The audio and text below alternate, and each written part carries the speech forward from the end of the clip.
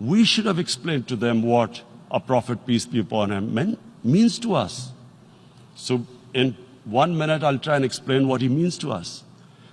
Our Prophet was the witness to the divine book, the Holy Quran. The Holy Quran is the book of guidance for Muslims, and the Prophet's life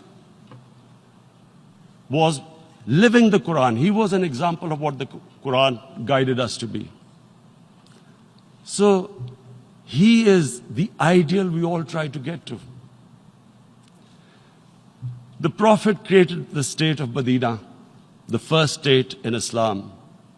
That state was the basis of a Muslim civilization which became the predominant civilization for the next 700 years.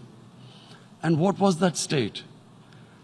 I hear such strange things about Islam, that it is against women, it's against minorities.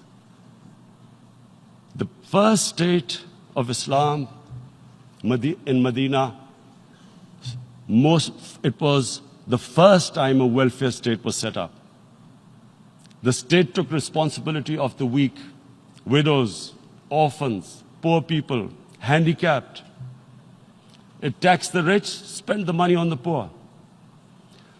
The state announced that all human beings are children of Adam, hence equal, whatever the color of their skin.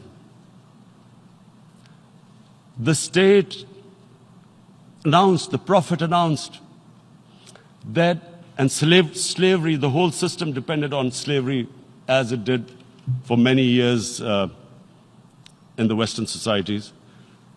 The Prophet said that one of the greatest deeds is to free a slave. But because the society depended on slavery, he said, but if you have to treat them as an equal member of the family.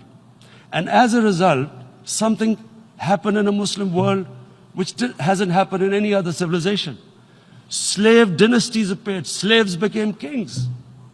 The Mamluks, slaves who ruled Egypt. In India, there were slave dynasties. And then, with minorities, again, you hear that Islam is supposed to be against minorities. Let me just make this clear.